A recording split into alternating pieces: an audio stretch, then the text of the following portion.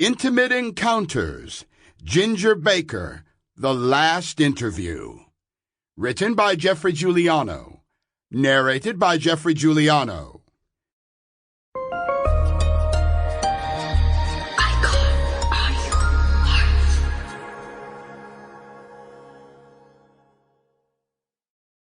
I think a lot of people, I've been hearing a lot of drummers recently, and they're really playing very, very fast and saying absolutely nothing.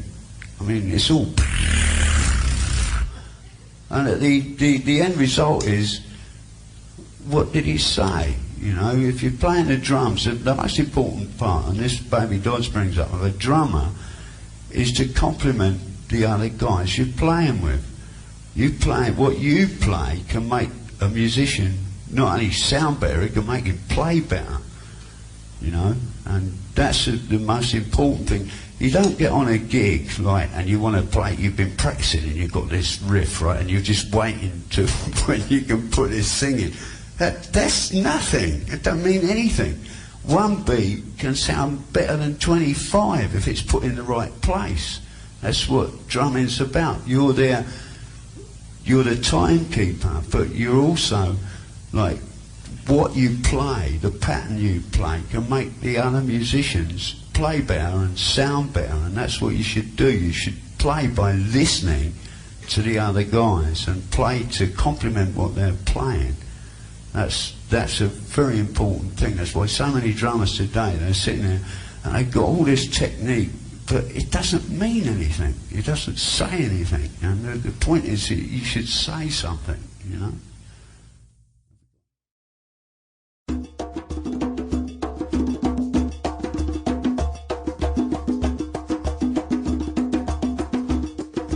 Welcome to Ginger Baker in Conversation.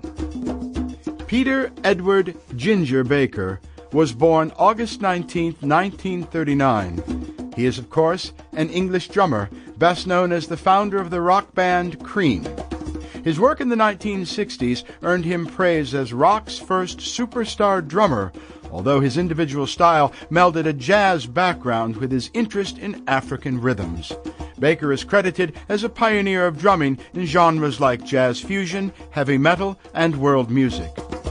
Now, Baker began playing drums at age 15 around 1954, and later took lessons from Phil Seaman. In the 1960s, he joined Blues Incorporated, where he met bassist Jack Bruce. The two clashed often, but would be rhythm section partners again in the Graham Bond Organization and Cream, the latter of which Baker co-founded with Eric Clapton in 1966. Cream achieved worldwide success, but only lasted until 1968, in part due to Baker's and Bruce's volatile relationship. After briefly working with Clapton in Blind Faith and leading Ginger Baker's Air Force, Baker spent several years in the 1970s living and recording in Africa, often with fellow Ransom Kuti, in pursuit of his longtime interest in African music. Among Baker's other collaborations are his work with Gary Moore, Masters of Reality, Public Image Limited, Atomic Rooster, Bill Laswell, jazz bassist Charlie Hayden, and another personality-led effort, Ginger Baker's Energy. Baker's drumming attracted attention for his style, showmanship, and use of two bass drums instead of the conventional one. In his early days, he performed lengthy drum solos, most notably in the Cream song Toad, one of the earliest recorded examples in rock music. Baker, too, is an inductee in the Rock and Roll Hall of Fame as a member of Cream, and of the Modern Drummer Hall of Fame in 2008, and of the Classic Drum Hall of Fame in 2016. That being the annotated chapter-and-verse biography of Peter Ginger Baker, let me tell you where I came into the story. I received a phone call many years ago out of the blue, with a voice on the other end of the line saying, "It's Ginger," to which I replied, "Ginger who?" He said, "Ginger Baker, you idiot. I want you to write my book." This was at a time in my career when I was pretty much in demand, and I was somewhat surprised and very honored to get the call. We then met up with Mr. Baker in California at his home with many dogs, horses, and a lovely wife, followed by meetings in New York at the offices of Jim Fitzgerald at St. Martin's Press. Eventually, a Sample complete. Ready to continue?